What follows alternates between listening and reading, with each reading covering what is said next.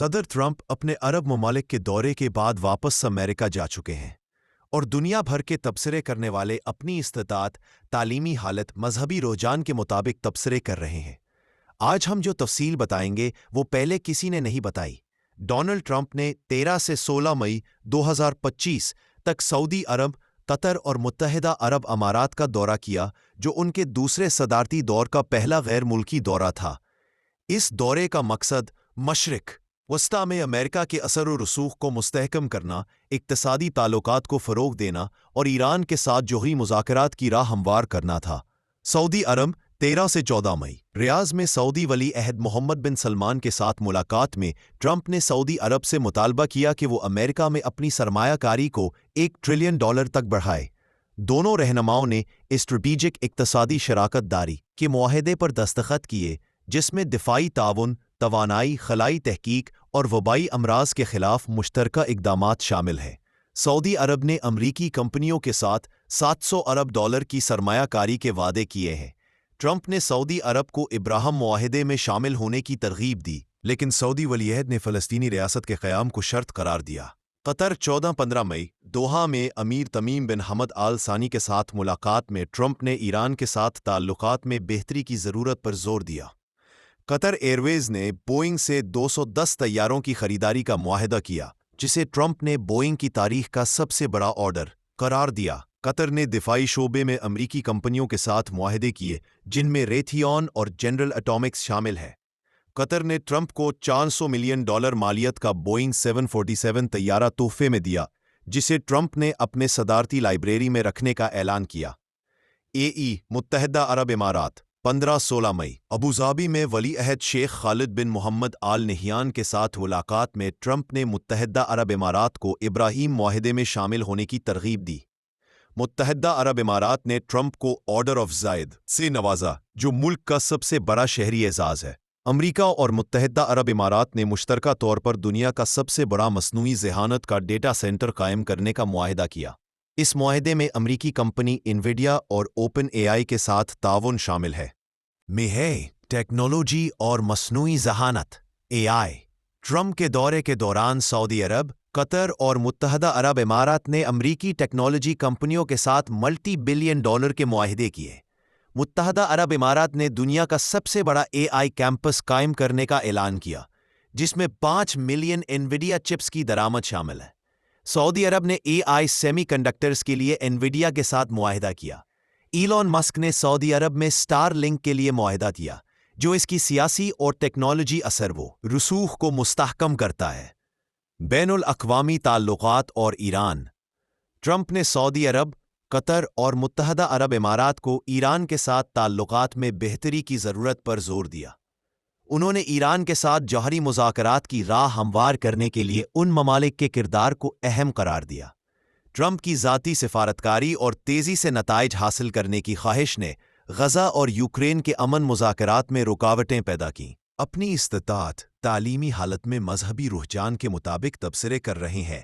جہاں کچھ خوش عقیدہ مجاور شاہ فیصل کی ہنری کسنجر کے ساتھ خیمہ لگا کر استقبال کرنے کی باتیں کرتے نظر آ رہے ہیں، وہیں کچھ اس کو شیعہ سنی مسئلے کے طور پر پیش کر رہے ہیں۔ لیکن جو بات ان سب میں مشترک ہے وہ عربوں کی بیجا حمایت اور ان کو امریکن کالونی قبول کرنے سے انکار ہے۔ کیا عرب ریاستیں کبھی اس قابل تھیں کہ وہ اپنے آپ کو مغربی طاقتوں کے سامنے مسلمانوں کے نمائندے کے طور پر پیش کر سکتی تھیں؟ حقیقت یہی ہے کہ نئی تاریخ انسانی میں ہر عرب حکمران امریکہ کو اپنی کرسی بچانے کے لیے ادائیگی کرنی ہوتی ہے، اور پھر وہ چاہے آل سعود ہوں، صدام حسین ہوں یا پھر شامی حکمران ہوں۔ فرق اس دفعہ صرف ذرائع مواصلات اور سوشل میڈیا کا ہے۔ امریکن صدر کے دورے پہلے بھی اسی طرح شاہانہ ہوا کرتے تھے۔ عرب حکمران ان کی چاپلوسی میں بھی کوئی کمی نہیں چھوڑا کرتے تھے اور اپنا تن من دھن عزت غیرت ان کے سامنے بھی لوٹایا کرتے تھے۔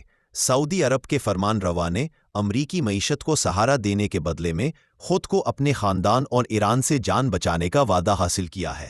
تاہم اس سودے میں ریٹ کے حوالے سے کچھ اتار چڑھاؤ دیکھنے میں آیا ہے۔ صدر ٹرمپ $1 ٹریلین مانگ رہا ہے، جبکہ ابھی سعودیوں نے 600 بلین کے معاہدے کیے ہیں۔ حیران کن بات یہ ہے کہ صرف ہتھیاروں کی خریداری ہی پر 146 بلین لگائے جائیں گے۔ سوال یہ ہے کہ سعودی عرب نے یہ ہتھیار چلانے کا پر ہے یمن کے غوثی معمولی کشتیوں کی لوٹ مار سے زیادہ کی طاقت نہیں رکھتے کہ ان پر اتنے زیادہ ہتھیار استعمال کیے جائیں۔ عراق شام خود امداد پر چل رہے ہیں۔ ایران کی قابلیت کا بھانڈا اسرائیل نے پھوڑ دیا ہے، تو شاہ سلیمان نے 150 بلین کے ہتھیار چلانے کس پر ہے؟ تو اس کا جواب لیبیا کے حکمران معمر قذافی کی زندگی سے ملتا ہے کہ موسوس نے ایک دفعہ خود کو افریقہ میں لیڈر بنانے کے لیے فوج کو طاقتور بنانے کا خواب دیکھا اور فرانس سے دھڑا دھڑ ماراج طیارے خریدنے شروع کیے۔ چلانے کس پر تھے؟ نتیجہ کھڑے کھڑے پرانے ہونے شروع ہو گئے۔ پاکستان نے اونے پونے داموں وہ طیارے خریدے اور انڈیا پر چلا دیے۔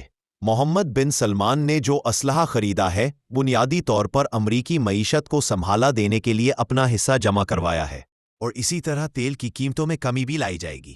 شام کے نئے حکمران اور ترکیہ کے اردگان نے محمد بن سلمان کے ساتھ مل کر ڈونلڈ ٹرمپ سے درخواست بھی کی ہے کہ غزہ میں بہت ہو گیا، اب اسرائیل کو روکے، جس کا امریکہ نے مثبت جواب دیا ہے اگر شام اسرائیل کو قبول کرتا ہے۔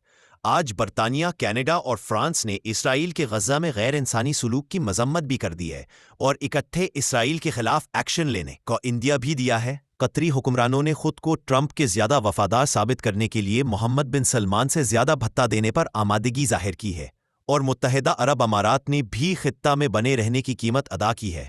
تاہم محمد بن سلمان کی ایک خوبی یقیناً قابل تعریف ہے کہ اپنے سے پہلے بادشاہوں کی طرح کسی قسم کی منافقت، وہابی کارڈ، اسلامی ٹچ دینے کا ڈھونگ نہیں رچایا، بلکہ صاف واضح اپنے آپ کو پہلے اور اپنی عوام ملک کو دوسرے نمبر پر رکھ کر جو مناسب قیمت اپنے اور ملک کے مفاد کی حفاظت کے لیے دینی بنتی تھی، امریکہ بہادر کو ادا کی ہے۔ قطریوں نے ڈونلڈ ٹرمپ کو 400 ملین کا جہاز تحفہ دے کر اسلحہ کے نام پر کباڑ اکٹھا کرنے سے خود کو بچا لیا ہے، جبکہ ڈونلڈ ٹرمپ نے قطر میں امریکن فوجیوں کی تعداد بڑھانے کا عندیہ دیا ہے۔ یہاں یہ بات واضح ہو کہ گیس بیچنے والا تہانی خاندان لندن شہر میں برطانوی بادشاہ سے زیادہ جائیدادوں کے مالک ہے۔ مزید نئی اپڈیٹ کے لیے چینل کو سبسکرائب اور ویڈیو کو شیئر ضرور کریں۔ کمنٹ سیکشن میں اپنی رائے ضرور دیں۔ کہاں سے پروگرام دیکھ رہے ہیں ضرور بتائیں۔ YouTube channel message of Islam.